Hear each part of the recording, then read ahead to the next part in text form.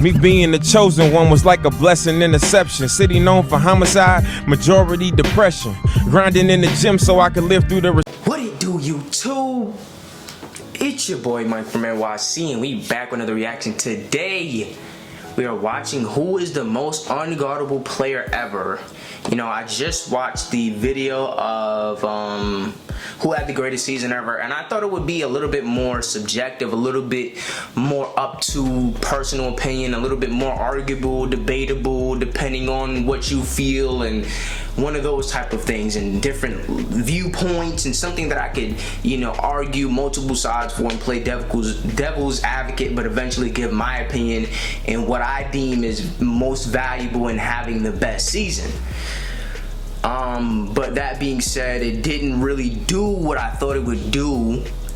Kind of with just one clear-cut answer. I felt like there wasn't really much to debate. But I feel like this one, it should give a little bit more, being that, you know, you got guys like Will who averaged 50, you got guys like Michael Jordan, you know, who's one of the greatest scorers of all time. You got Kareem Abdul-Jabbar with one of the best moves of all time. You got Kobe Bryant, who's probably the most skilled, complete player. When you talk about being able to just do thing from thing, and you got guys like Will Chamberlain. You know, you got guys like James Harden, I guess, who's on the low tier end of that list, but I think deserves at least a name mention. Like, if you don't feel like he's in that realm with, well, honestly, I don't really feel like he's in that realm, you know, because I don't. Well, anyway, let's watch the video and let's get into it afterwards or during. But yeah, start watching.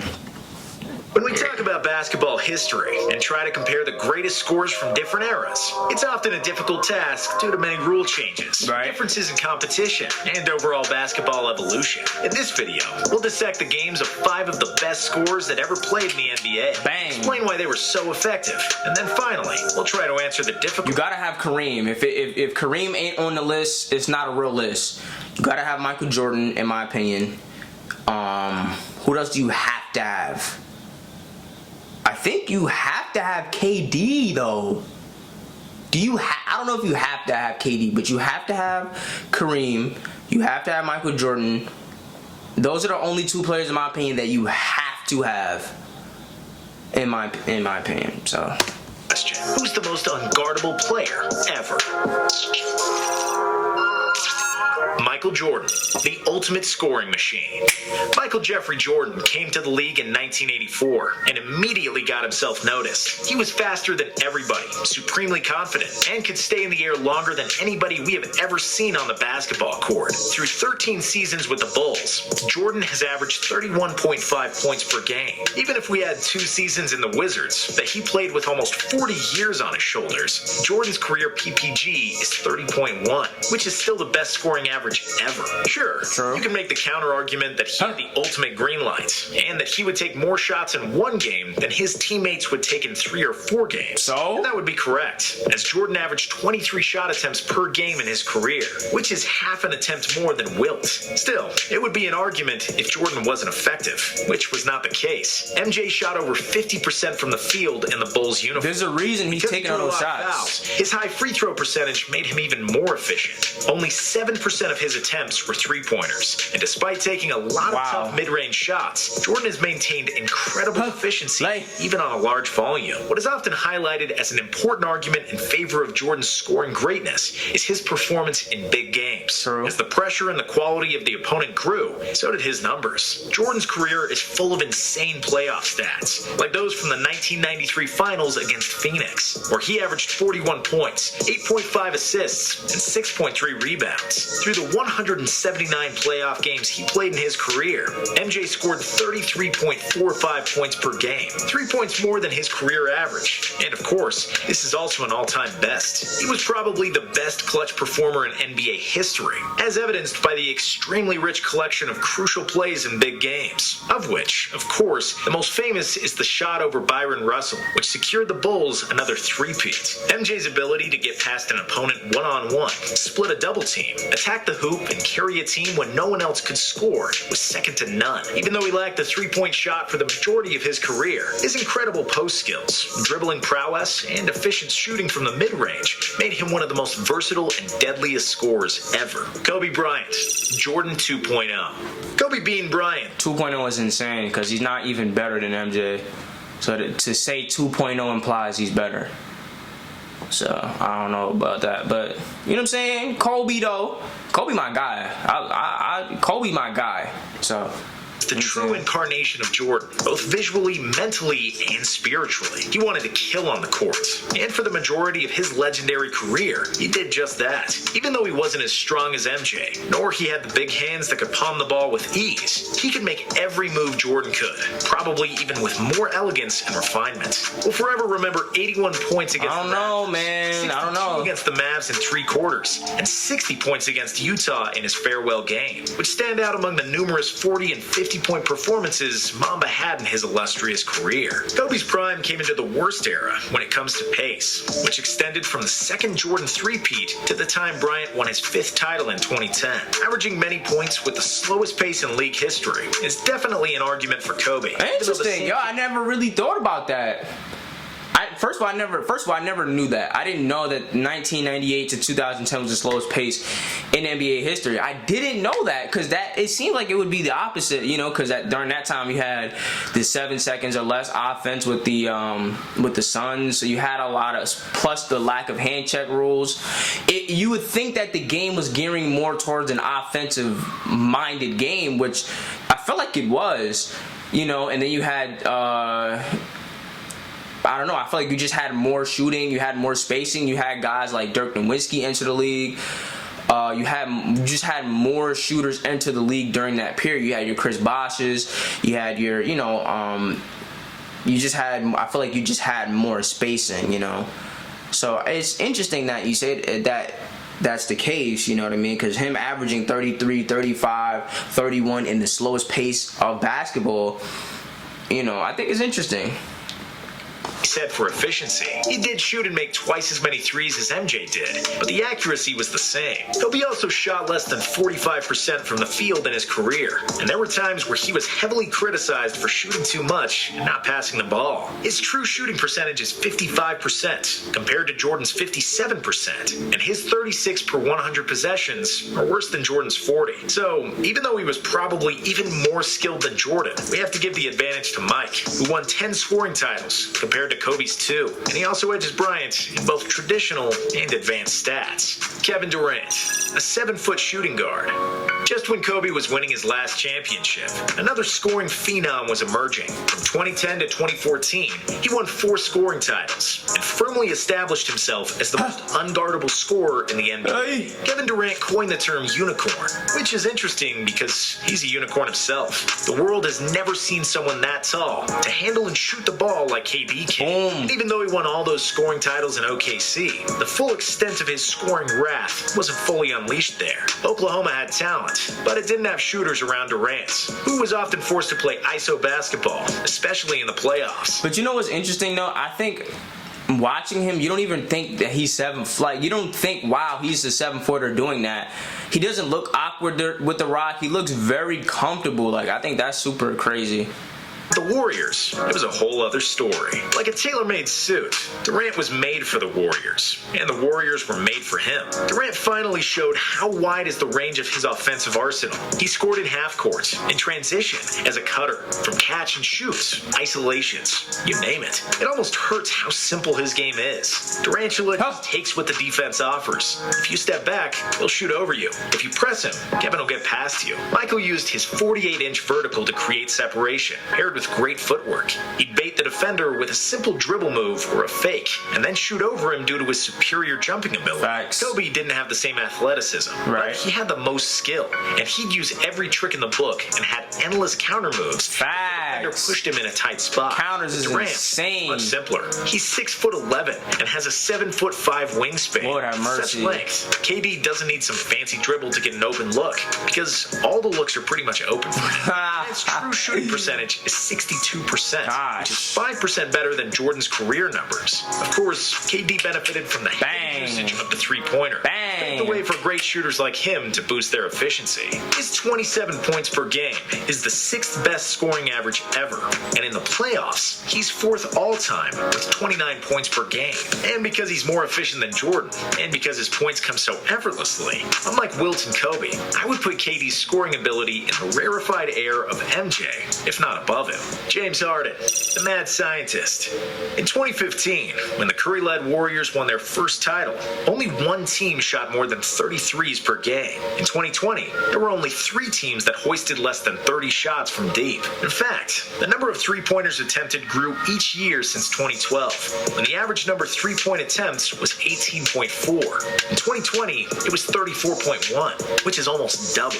The average pace has also gone up, and the average NBA team in 2020 has 10 more possessions and 7 shot attempts more when compared to 2012. The offensive success of the Warriors has set off an avalanche. Oh my gosh, the Hezi is so crazy. Started the revolution. The Warriors are not the central figure of the three-point renaissance. Durant is it's insane, the Houston bro. Rockets, with the game centered about one renaissance man, the NBA's mad That is scientist. true.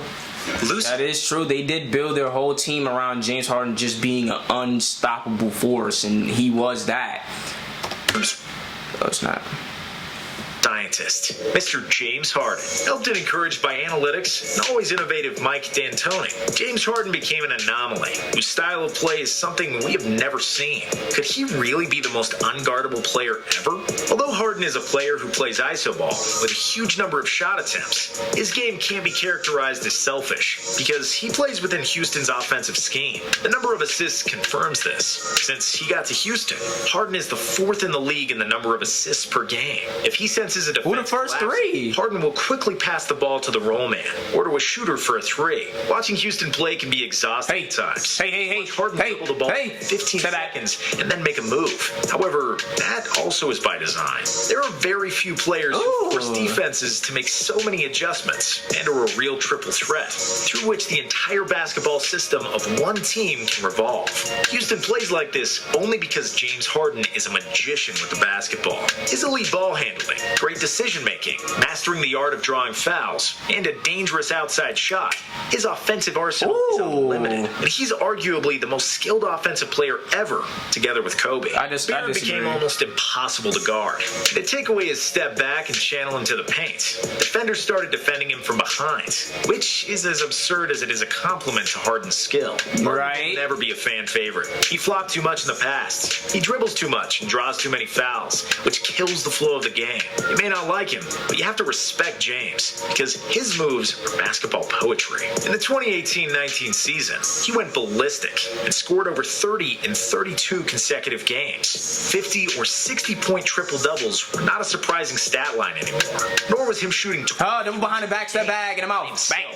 The Beard won the scoring title in the last 3 seasons. Since he got to Houston, he averaged slightly under 30 points per game, which of course leads the NBA. And he's doing it effectively too. Because he graduated from the University of Daryl Morey, Harden takes a lot of three-pointers, or he tries to score layups or free throws. His true shooting percentage is 61%, which is better than Jordan, Kobe, or Chamberlain. James is scoring 39 points per 100 possessions as a Rocket, which is a point less than Jordan, but he averages 9 assists per 100 compared to Jordan's 7, which means Harden is generating more points than MJ.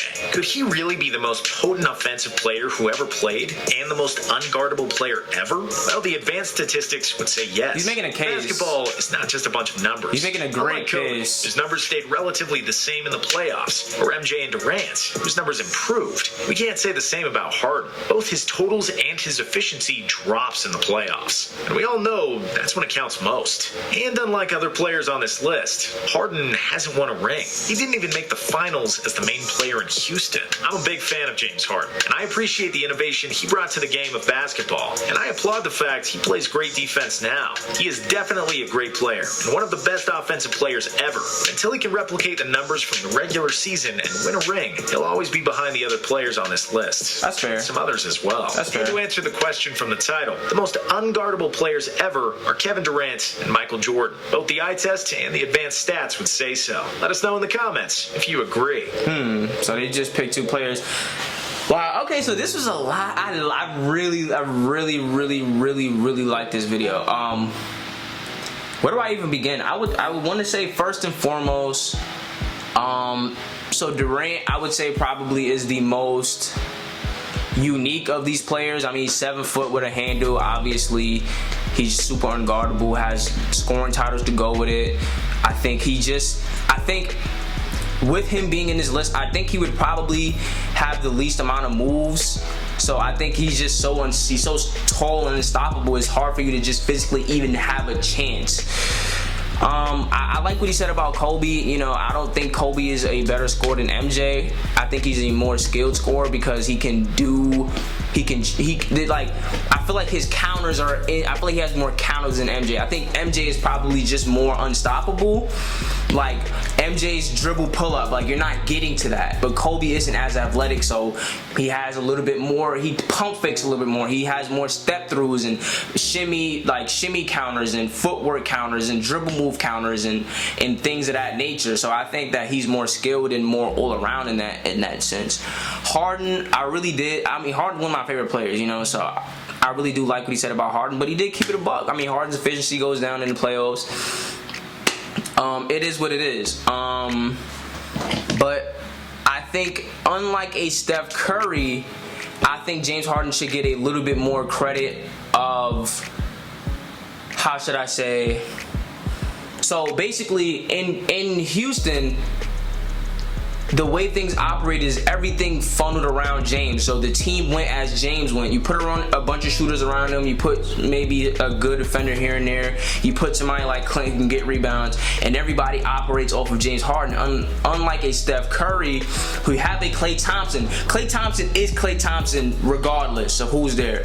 Draymond Green, I think he definitely, I think he benefits from the Warriors, but I think Draymond Green is Draymond Green on the Trailblazers. I think he can go somewhere and still be Draymond. So I don't think that everything runs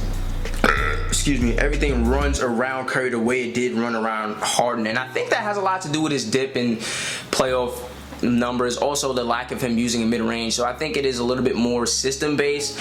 I don't think James Harden play with any All-Stars in Houston? I'm genuinely asking. I'm not sure. You know, Curry had Draymond and Klay. I'm not sure if Harden played with any All-Stars that made the All-Star team that year, and I think there's something to be said about that. Who do I think? But all in all, who do I think is the most unguardable player ever? I don't know, man. That's a good question. I don't really like that Kareem didn't get a mention. It just rubs me the wrong way personally. But if I had to choose who's the most unguardable player ever, I will. I think as a basketball fan, you know, I think you have to appreciate Kobe just being so all around, but I don't think, like, when you talk about Durant and MJ, like, I think they're probably more unguardable just because they have more unstoppable moves. And being more unguardable isn't about how many counters do you have per se, just about how unstoppable you are. And so because they have more unstoppable moves, I would probably put both of them ahead of Kobe. But between the two, Durant and MJ, I would probably say that's tough. I would probably say MJ. Honestly, I think MJ could have scored a lot more than he did had he played in a non-triangle offense. I think the triangle took the ball out of his hands a little bit more, and I think you saw a lot of what he really could do when he won that MVP with 35 points per game and won Defensive Player of the Year. I think that's more of what he was been able to do, but in the triangle, the ball is forced out of your hands more to force action, to force flow, so it's better for the team, but it's not necessarily better for Michael Jordan's numbers. And even that being said, he still averaged 33 points per game on the Bulls. But honestly, if we just rolled out a ball and say, all right, Durant, you got 5 seasons to just score as many points as you can.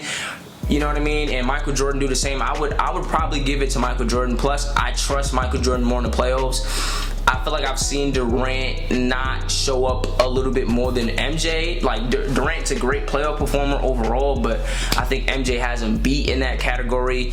And just his ability to just really, it's more about will. It's not even really about skill. It's more about will. Honestly, you know, I think, yeah. Because when Phil Jackson got there, the triangle really took the ball out of Michael Jordan's hands. You know, that's a sacrifice that he had to make. You know, taking the ball out of your best player's hands and forcing action and forcing things to happen, so much pressure isn't forced on your player, which is why it makes it easier for them to win in the playoffs. You know, unlike a James Harden who can drop 36 points per game in the regular season, but once it gets to the playoffs and we are solely keying in on you, it makes it a lot harder to score those points when you don't have guys around you that are used to doing or contributing in their own separated, isolated way, not just dependent on what you're doing. So yeah, I would definitely have to say MJ. Yeah. That's my answer. Definitely let me know what you think. Definitely let me know who you think should have got an honorable mention. Like, comment, share, and subscribe. Comment anything, any thoughts you guys have. And I see you when I see you. Peace.